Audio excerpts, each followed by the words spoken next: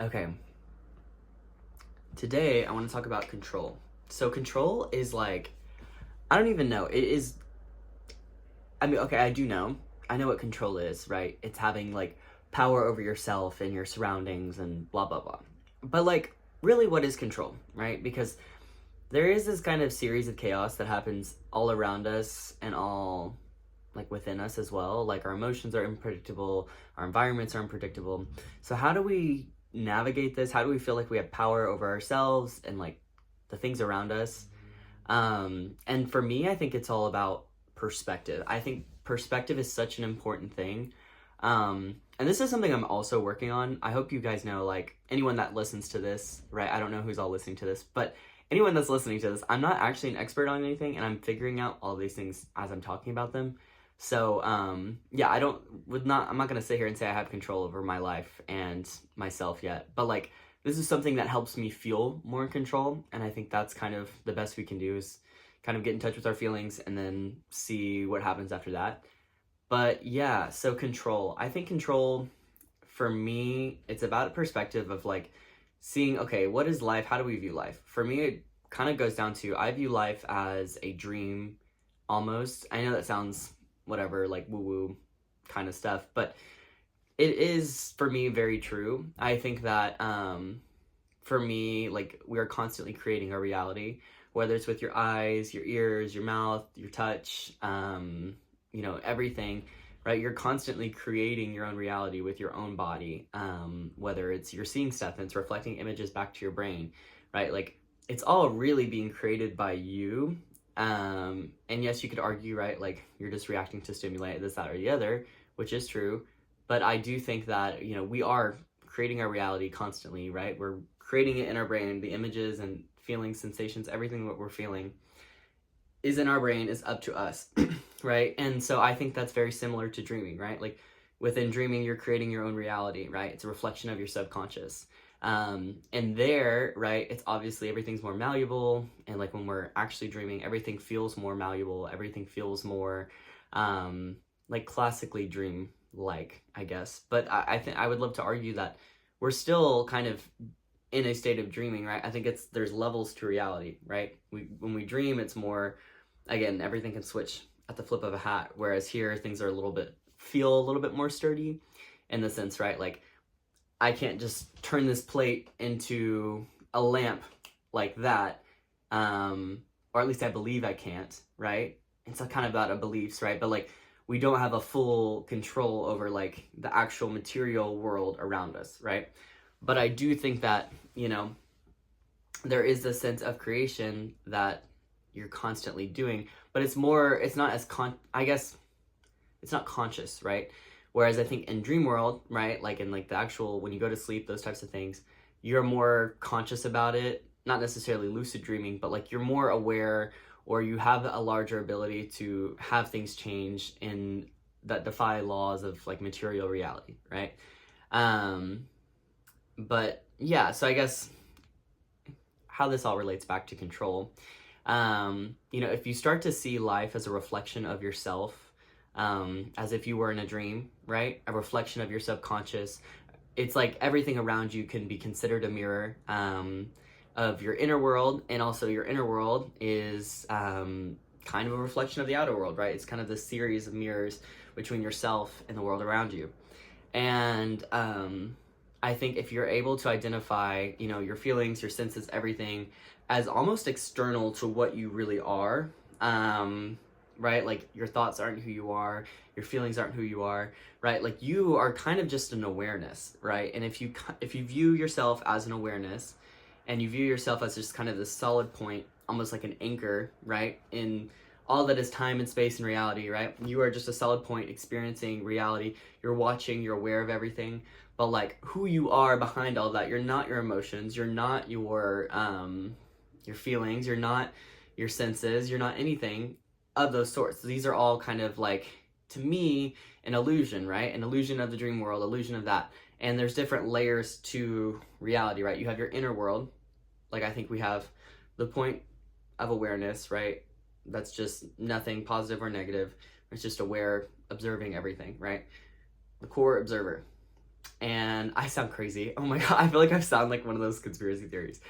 But this is just how I view it, and this is my own perspective. So take it with a grain of salt. But you take your core self, right, this observing kind of awareness person, and then you have your fundamental experiences, your instincts, all those types of things wrapped around it, right? Like kind of like an animal-esque self, right? Like your immediate instincts, your immediate desires, right? Your deepest kind of feelings, right? That are more instinctual, more simple, blah, blah, blah. Like I need to eat, I need to have sex, poop, yada, yada, yada, right? Those types of things, anger, blah.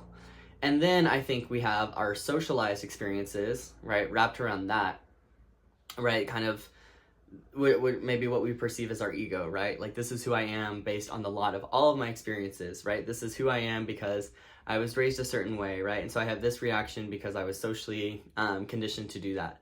And then, blah, blah, blah, blah, blah, right? I have that wrapped around my animal instincts, and they kind of inform each other, right? And then you go to a larger reality, which I think is kind of the space between yourself and the world around you, right? Like how other people interact with you, how your environment interacts with you, and partially how you interact with it, right?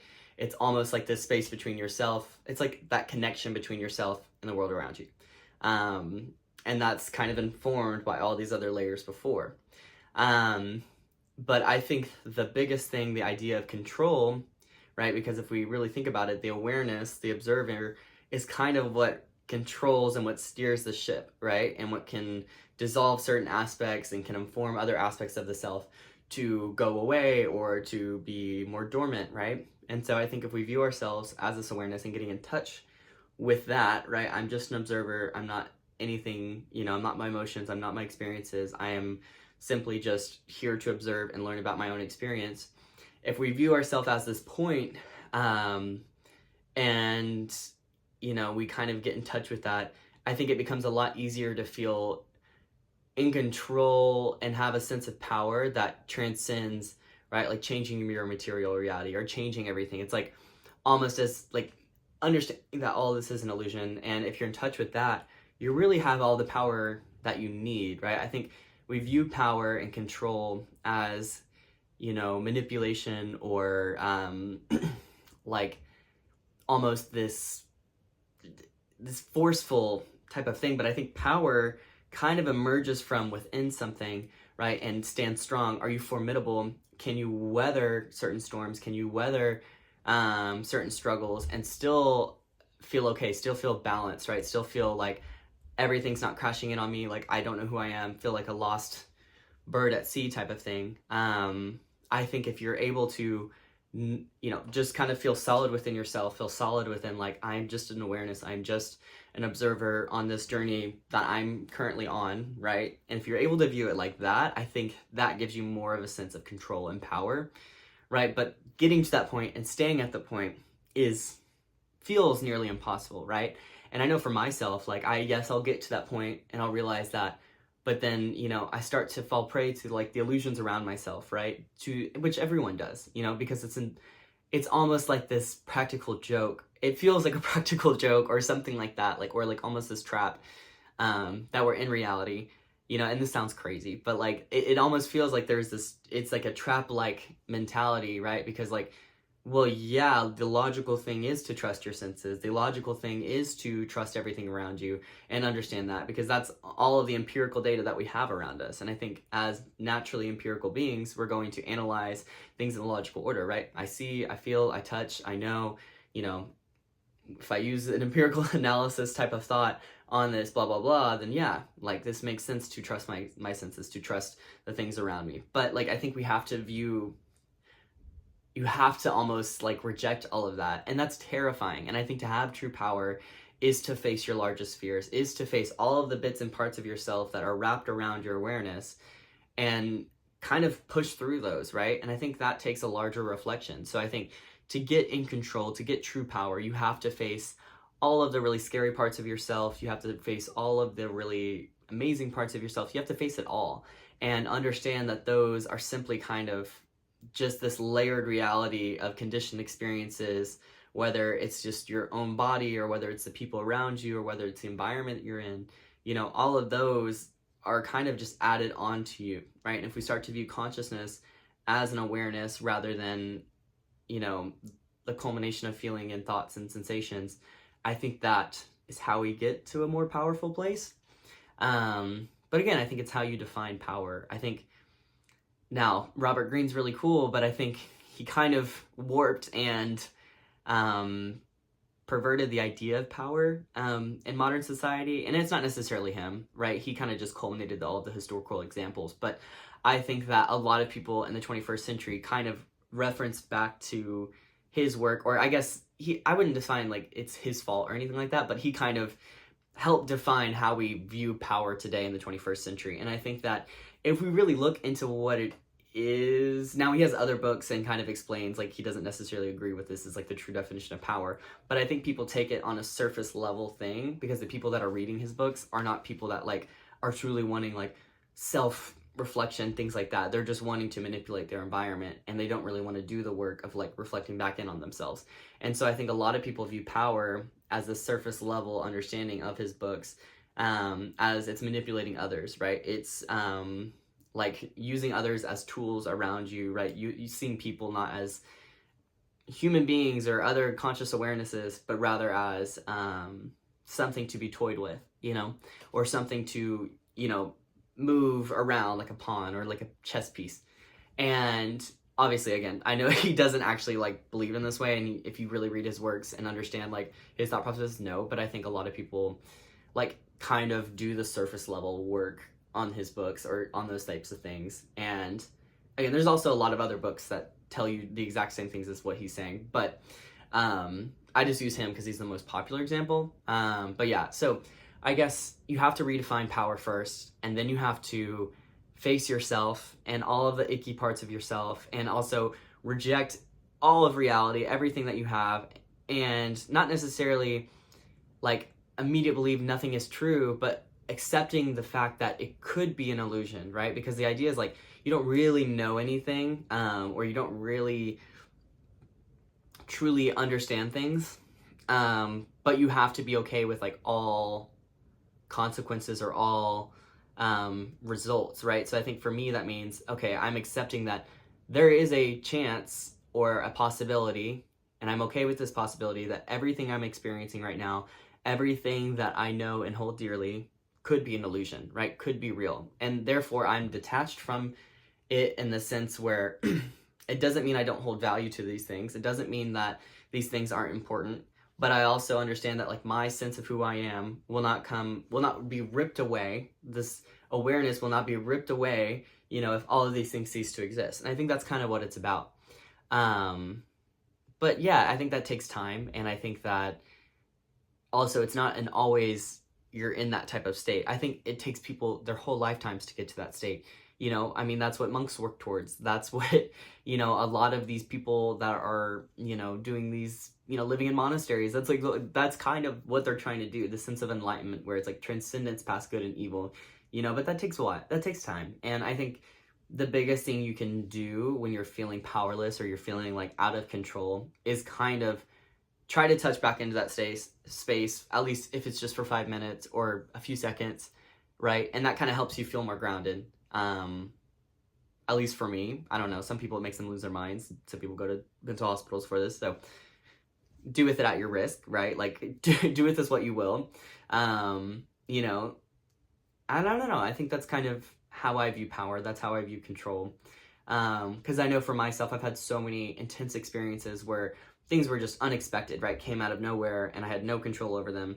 I mean, for example, right, I'm living in Madrid right now, and the power just went out in the entire country of Spain and Portugal, and I had no control over that. I couldn't do anything, and I felt, you know, a little bit helpless. I mean, it wasn't the end of the world, but there were times where it felt like that. I was like, I don't know what's happening. Is this an attack? Whatever. Until we got like, you know, what happened, blah, blah, blah. But like in the moment, right, I kind of felt powerless. I felt like, oh my God. But then, you know, I had a moment where I was like, okay, right, these crazy things are happening around me, right? I don't know what's going to happen, but okay, where am I right now? And not, you know, me in the sense of my ego or anything like that, but like, what am I feeling? What are my emotions? And the kind of view it as like, oh, I'm observing these things. These aren't me. And then it kind of helps you feel more calm, and you feel more like, okay, now I can approach this from a calmer, collected perspective, and I can move forward. I can make my decisions, right? And so I figured out how to get home, right? Because all the trains were shut down, all the metros were shut down. So I was like, okay, so I get on these buses, I do this, and then maybe I can walk this way, right? I need to conserve battery, right? You're able to like almost navigate in a more calmer, logical way. Not logical, I guess, but like a calmer way that like you're not letting your emotions like overtake you and you're feeling overwhelmed and letting it destroy you, right?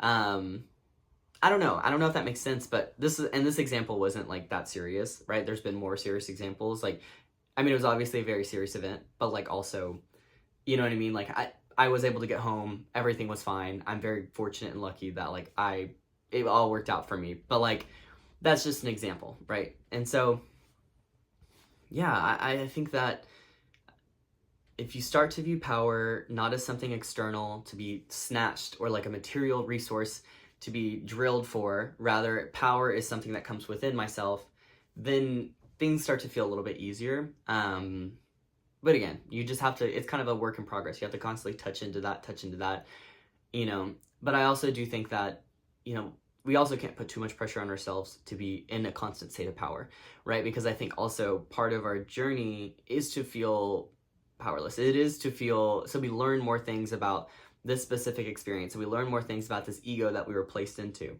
you know? And I think that's also part of it, right? Because you're in awareness for a reason. You're learning about things, right? And so sometimes learning takes fully believing your reality. Sometimes you have to really submerge yourself into it. You know, it's kind of like, if you view it as an anthropologist, right? Ethnography, right? Or participant observation. You know, you're in reality, you're constant, and you have to observe it through it. You have to practice it. You have to be a human being. You have to live those experiences, have the heartbreak, feel horrible, all those things, throw up, you know, whatever. But like you know what I mean? Like you're still, to truly understand it, sometimes you have to like live it, experience it, and not understand it from this enlightened type of perspective, but as the little gangly human that doesn't know what's happening, or you know what I mean? Like you have to kind of be weak. You have to be weak to understand yourself, and then to kind of reflect back and get back into a powerful place.